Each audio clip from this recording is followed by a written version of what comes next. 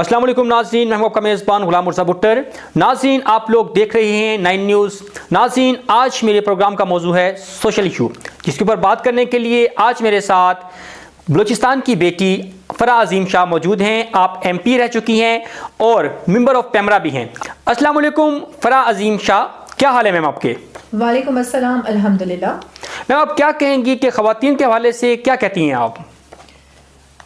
خواتین کے حوالے سے اور اسپیشلی جو ہمارے معاشرے میں خواتین اور ورکنگ لیڈیز کے ساتھ جو سلوک ہو رہا ہے، اس حوالے سے یہ آپ نے بہت اچھا کیا ہے۔ یہ ایک ایسا سوشل ایشو ہے اور ایک ایسا اہم مسئلہ ہے جس پہ بہت کم بات کی جاتی ہے۔ ورکنگ لیڈیز کو بہت سی مشکلات کا سامنا ہے، اور میں آپ کو یہ بھی بتاتی چلوں، یہاں پر آپ یہ دیکھیں کہ 56% پاکستان کا جو ہے وہ فیمیلز ہیں، اور کوئی بھی معاشرہ اس وقت تک ترقی نہیں کرتا جب تک ان کی خواتین شانہ بشانہ کام نہ کریں۔ تو خواتین کو بہت سے مسائل کا یہاں پر سامنا ہے، اور ورکنگ لیڈیز کو جب آپ گھر سے باہر نکلتے ہیں تو خواتین کو صرف یہ دیکھا جاتا ہے مردوں کی طرف سے۔ میں مردوں کے خلاف نہیں ہوں، لیکن معاشرے میں جو ہماری مجبور، بے سہارا، مظلوم عورتیں جو مشکلات فیس کر رہی ہیں، میں ان کو یہاں پر اجاگر کرنا چاہتی ہوں کہ جب ورکنگ لیڈیز ہوتی ہیں اور جب کوئی بھی عورت کسی بھی مشکل حالت میں، کسی کا شوہر مر گیا ہے، کسی نے اپنے بچوں کو روٹی کھلانی ہے اس کے لیے، کسی نے اپنے ماں باپ کو سپورٹ کرنا ہے، کسی نے اپنے گھر کو چلانا ہے، بہت سے مسائل ہیں، جب وہ عورتیں گھر سے باہر نکلتی ہیں تو ان کے سامنے اس قسم کی مشکلات رکھ دی جاتی ہیں کہ بعض تو شاید قبول کر لیتی ہیں، لیکن بعض بہت مجبوری میں وہ قدم اٹھاتی ہیں کہ ان کے پاس کوئی راستہ نہیں ہوتا۔ یہاں پر خواتین کو صرف ان کو ایک اپوزٹ سیکس کے طور پہ لیا جاتا ہے، اور ان سے صرف ایک ہی بات ان کے سامنے رکھی جاتی ہے کہ وہ اپنے آپ کو پیش کر دیں تو تب ہی کام ہوں گے، ورنہ ان کو وہ کتنی پڑھی لکھی ہیں، وہ کس قدر ان کے اندر کوالٹیز ہیں، وہ کیا کچھ کر سکتی ہیں، یہ بات نہیں دیکھی جاتی۔ اور اس قسم کی ایک عورت ہونا میں سمجھتی ہوں کہ شاید اس معاشرے میں جرم۔ فرح عظیم شاہ، آپ کیا کہتی ہیں ایسے مردوں کا کیا علاج کرنا چاہیے جو خواتین کو بیچاریوں کو استعمال کرتے ہیں؟ دیکھیں، اگر میں اس معاشرے کی بات کروں، اور ہم ویسے تو پوری دنیا میں ہی سب کچھ ہو رہا ہے، لیکن میں پاکستان کی یہاں پر بات کرتی ہوں کیونکہ ہم پاکستانی ہیں، اور بحیثیت پاکستان ایک اسلامی ملک ہے۔ ہم یہ کہتے ہیں اسلامی جمہوریہ پاکستان، اور اگر ہم پاکستان کی بات کرتے ہیں، اور اسلام ہی ایسا دین ہے جس نے خواتین کو ایک جو جگہ خواتین کی تھی وہ دی، اور میں یہ کہتی ہوں کہ یہ کوئنز آف اسلام ہیں کہ جن کو بھلا دیا گیا ہے۔ ایک ماں بھی ایک عورت ہے، اور میں یہ کہتی ہوں کہ وہ مرد جو عورتوں کی عزت کرنا نہیں جانتے، وہ اپنی ماں کی بھی عزت نہیں کرتے۔ حضرت مریم کو بغیر مرد کے اللہ نے حضرت عیسیٰ دیے، کہیں ہم نے یہ مثال نہیں سنی کہ کسی مرد کو بھی ایسی کوئی ہم نے معجزہ دیکھا ہو یا سنا ہو۔ تو اللہ نے عورت کو ایک بہت بڑا مقام دیا ہے، یہ مردوں کو سمجھنا ہوگا۔ اگر وہ عورت کی عزت نہیں کرتے تو اپنی ماں کی بھی عزت نہیں کرتے۔ وہی ماں ہے، اسی سے وہ پیدا ہوتے ہیں، اسی کا ہی دودھ پی کے وہ جوان ہوتے ہیں، اور جوان ہو کے انہی عورتوں کی تذلیل کرتے ہیں۔ جب عورتیں، بہت سی ایسی عورتیں ہیں، ایمان پاکستان ٹرسٹ اور تحریک پر جب میں کام کرتی ہوں تو بہت سی ایسی عورتیں میرے پاس آتی ہیں جو مجبوری کی حالت میں غلط کام کرنے پر مجبور ہیں، کیونکہ ایسے مرد ہی انہیں نہیں ملتے جو ان کو ماں، بیٹی، بہن بنا کے ان کی مدد کریں۔ ان سے صرف ایک ہی مطالبہ کیا جاتا ہے، ان کے جسم کا، اس کے علاوہ معاشرے میں کچھ ہو ہی نہیں رہا۔ عورتیں جب اس قسم کی کام کرتے ہیں، ایک اور چیز میں یہاں پر آپ کو بتاؤں کہ جب عورتیں اس قسم کے کام کرتے ہیں تو آپ بڑی آسانی سے کہہ دیتے ہیں کہ یہ 2 نمبر عورت ہے۔ مرد بھی اسی غلطی میں برابر کا شریک ہے۔ ایسے مردوں کو آپ کیا کہیں گے؟ خدارا یہ سمجھنے کی کوشش کریں، یہ ایسے سوشل ایشوز ہیں کہ لوگ شرماتے ہیں اس پہ بات کرنا، لیکن اس پہ بات کریں، کیونکہ بہت سی ایسی خواتین ہیں جو گھٹ گھٹ کے مر رہی ہیں، خودکشیاں کر رہی ہیں، مجبوری کے حالت میں اس لائن پر چل رہی ہیں، جو نہیں چاہتی کہ وہ روز بکیں، وہ روز لٹے اور روز ان کی تذلیل ہو۔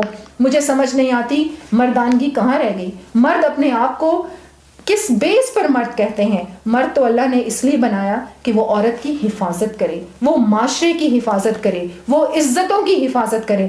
آج کل تو مرد عزتوں کے لٹیرے بن گئے۔ میم ایسے مردوں کا کیا علاج کیا جائے جب ان کی پارٹی کے اندر کوئی خواتین ہوتی ہیں تو ان کو میسج کرتی ہیں، جب وہ نہیں مانتی تو ان کو پارٹی سے نکال دیتی ہیں؟ آپ ایسے مردوں کو کیا میسج دیں گی؟ دیکھیں ہمارا معاشرہ بھی بہت زیادہ برائی کی طرف جا رہا ہے۔ میں یہی آپ سے ابھی پہلے بھی میں نے یہ کہا کہ آپ یہ دیکھیں کہ عورت، پڑھی لکھی عورت، اور اس میں کتنی کوالٹیز ہیں، وہ کیا کچھ کر سکتی ہیں، یہ نہیں دیکھا جاتا۔ بس یہ دیکھا جاتا ہے کہ وہ ایک اپوزٹ سیکس ہے اور وہ عورت ہے، اور اس کے سامنے صرف ایک ڈیمانڈ رکھی جاتی ہے۔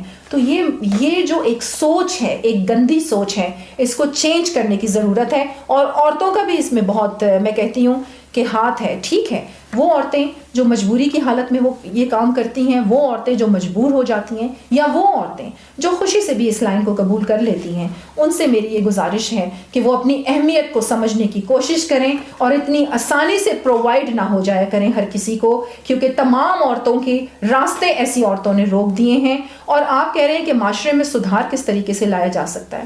آپ یہ دیکھیں کہ ہم مسلمان، بحیثیت مسلمان، ہمارے بچپن سے ہی ہمارے کانوں میں اذان دی جاتی ہے اور ہمیں یہ بتایا جاتا ہے کہ ہم ایک مسلمان گھرانے میں پیدا ہو گئے۔ قرآن میں کیا لکھا ہے؟ ہماری بھی بہت یہاں پر غلطیاں ہیں کہ ماں باپ کو چاہیے، پہلی آپ کا جو پہلا سکول ہوتا ہے وہ ماں کی گود ہوتا ہے۔ ماں کو اپنے بیٹیوں کو تو وہ لمیٹیشن بتا دیتی ہیں، لیکن لڑکوں کو وہ لمیٹیشن نہیں بتاتی۔ قرآن میں جہاں یہ کہا گیا عورتوں کو کہ اپنی زینتیں چھپاؤ، تو وہاں پر مرد کو بھی یہ حکم دیا گیا کہ اپنی نظریں نیچی رکھو۔ تو یہ تمام ایسے سوشل ایشوز ہیں کہ ماں باپ کو اپنے بچوں کو سمجھانا ہوگا۔ وہی لمیٹیشن، اللہ نے کوئی فرق نہیں رکھا، اللہ نے جو لمیٹیشن عورت کے لیے بتائی ہے وہی مرد کے لیے بتائی ہے۔ تو یہ سوچ چینج کرنے کی ضرورت ہے کہ ہم یہ تو کہہ دیتے ہیں کہ 10 لڑکے نے 10 لڑکیاں رکھ لیں تو ہم اسے کہہ رہے ہوتے ہیں کہ وہ بڑا شریف ہے۔ اگر بیچاری عورت نے غلطی سے کوئی ایک بھی اس سے غلطی ہو گئی تو آپ اس کو کریکٹر لیس کہہ دیتے ہیں۔ تو معاشرے کی یہ گندگی دور کرنے کی ضرورت ہے، سوچ کو دور کرنے کی ضرورت ہے، اور اپنے جو قرآن ہے، اپنے اسلام کی جو ٹیچنگز ہیں، اس سے ہم بہت دور چلے گئے۔ مجھے سمجھ نہیں آتی، آپ معاشرے کو دیکھیں، ہمارے پاکستان میں دیکھیں، اگر بحیثیت مسلمان ہمارا یہ یقین ہے کہ ہم پیدا ہوئے، ہم دنیا میں کیوں آئے اور ایک دن ہم نے مر جانا ہے، تو اس قبر میں، اندھیری قبر میں جا کے دیکھیں، یہ ایک فاصلہ ہوتا ہے کہ ماں سے بچہ پیدا ہوا خالی ہاتھ، اور جب ہم دنیا سے جائیں گے تو تب بھی ہم خالی ہاتھ ہی جائیں گے۔ یہ درمیان کے ایک عرصے کے لیے پتہ نہیں ہم کس قسم کی جد و جہد کر رہے ہیں، جب اس نے ہم سے یہ سوال کرنا ہے کہ تم دنیا میں نے تمہیں بھیجا تھا، تم میری زمین پر کون سے اچھے کام کر کے آئے؟ مجھے اس چیز کا جواب دو کہ تمہارے اعمال تمہارے ساتھ جائیں گے، تم سے تمہارے بڑے گھر، تمہارے عیش و عشرت کی زندگی کا سوال نہیں ہوگا، تم سے وہاں پر تمہارے اعمال کا سوال ہوگا۔ یہ باتیں ہم بھول گئے ہیں، اور ان حقیقتوں کی طرف سے ہمارے جو ایک دم سے ہم دور ہو گئے ہیں، اس لیے معاشرہ تباہی کی طرف جا رہا ہے۔ ہمیں اپنی اصلیت کی طرف، ہمیں اپنے قرآن کی طرف، ہمیں اپنے پروفٹ کی ٹیچنگز کی طرف لوٹ آنا چاہیے، اسی میں ہی ہماری عافیت ہے۔ فرح عظیم شاہ، میں نے ایک لڑکی کو پوچھا کہ آپ یہ کیا کر رہی ہیں، تو اس نے تو مجھے یہ جواب دیا کہ میرا جسم میری مرضی، تم کیوں ہوتی ہو، میں جو کچھ مرضی کروں۔ دیکھیں، میں آپ کو ایک بات بتاؤں، میرا جسم میری مرضی کا جو ایک نعرہ لگا تھا نا، اس کو بھی آپ سب بہت غلط لے گئے۔ اس میرا جسم میری مرضی یہ نہیں ہے کہ آپ بہت آسانی سے کسی کے سامنے پیش ہو جائیں، میرا جسم میری مرضی، نو۔ اس کا یہ مطلب تھا کہ ایک عورت پر ظلم و ستم ہوتے ہیں، انہیں جائیداد میں حصہ نہیں دیا جاتا، انہیں لوگ بوجھ سمجھتے ہیں۔ تو اس نعرے کا یہی مطلب تھا کہ عورت بھی اس معاشرے کا حصہ، بلکہ حصہ کیا، عورت سے ہی دنیا چل رہی ہے۔ اگر عورت نہیں ہوگی تو یہ دنیا بھی نہیں چلے گی۔ اس حقیقت کو سمجھنے کی کوشش کریں، اور یہ میرا جسم میری مرضی کو آپ بہت غلط رخ پر لے گئے ہیں۔ یہ اس لیے نعرہ نہیں لگایا گیا تھا، یہ اس لیے تھا کہ عورتوں کے حقوق کو سمجھیں، ان پر ظلم و ستم بند کریں۔ وہ بھی انسان ہیں، ان کے بھی اندر احساسات ہیں، جذبہ ہے، اور عورت کے بغیر یہ دنیا نامکمل ہے۔ آپ کو میں یہاں پر حضور صلی اللہ علیہ وآلہ وسلم کی ایک حدیث مجھے یاد آئی کہ انہوں نے کہا کہ اگر میں نماز بھی پڑھ رہا ہوتا اور میری ماں مجھے آواز دیتی تو میں اپنی نماز توڑ دیتا۔ تو آپ یہ دیکھیں کہ ماں کون ہے؟ ایک عورت ہے۔ تو عورت کا ایک بہت بڑا مقام ہے اس معاشرے میں اسے سمجھنے کی کوشش کریں، اور بحیثیت مسلمان اسلام نے ہی تو عورت کو اتنی بڑی حیثیت دی تھی، تو ہم ہی سب بھول گئے معاشرے کی عورتیں خودکشیاں کر رہی ہیں، عورتوں کی عزتیں محفوظ نہیں ہیں، اور عورتوں سے صرف ایک ان کے جسم کی ڈیمانڈ کی جاتی ہے، وہ یہ نہیں دیکھا جاتا کہ وہ کتنی پڑھی لکھی ہیں یا وہ معاشرے میں کیا سدھار لے کے آ سکتی ہیں۔ فرح عظیم شاہ، حکومت پاکستان نے جو مرد ہیں عورتوں کا ریپ کرتے ہیں ان کے لیے کوئی قانون بنایا ہے؟ جی بالکل، ابھی ہی ہمارے جو پرائم منسٹر ہیں انہوں نے یہ قانون اپروو کیا ہے، اور جلد سے جلد یہ لاگو ہو جائے گا کہ جو ریپسٹ ہیں انہیں سزائے موت ہوگی۔ میں یہی کہتی ہوں، جو بچوں کا ریپ کر رہے ہیں، جو عورتوں کا ریپ کر رہے ہیں، بہت زیادہ غلاظت کی طرف یہ معاشرہ جا رہا ہے، کیونکہ ہم قرآن سے اور اپنے دین سے دور ہو گئے ہیں۔ تو یہ اس قسم کی سزائیں جو ہیں، کورٹس کو خدارہ میں کہتی ہوں کہ آپ سدھر جائیں تو معاشرہ خود بخود سدھر جائے گا، انصاف کو عام کر دیں اور قانون سب پر ایک جیسا برابر کا لاگو کر دیں، تو آپ دیکھیں کہ معاشرہ خود بخود کیسے سدھرے گا۔ تو عمران خان پرائم منسٹر نے اس قانون کو لاگو بھی کیا ہے، اور بہت جلد یہ آ جائے گا، اور ریپسٹ جتنے بھی ہیں اور ان کو سزائے موت ہوگی، اور انتظار نہ کرے، آن دا اسپاٹ اگر ایسے لوگوں کو سزائیں دی جائیں گی تو کوئی بھی جرت نہیں کرے گا اس قسم کی غلیظ حرکت کرنے کی۔ میم، جو دفتر کے اندر، دفاتر کے اندر بڑے بڑے انڈسٹری کے مالک ہوتے ہیں، جو بڑے بڑے آفیسرز ہوتے ہیں، جو بڑے بڑے عہدوں پہ لوگ بیٹھے ہوتے ہیں، ان کو کون پکڑے گا؟ وہ تو نہیں کسی کے ہاتھ میں آتے۔ آپ کیا کہتے ہیں؟ یہاں میں آپ تمام عورتوں کو یہ میں میسج دیتی ہوں کہ بات کریں، آواز اٹھائیں، احتجاج کریں۔ وہ خاموش ہو جاتی ہیں، شرم میں اپنی عزت کی وجہ سے خاموش ہو جاتی ہیں۔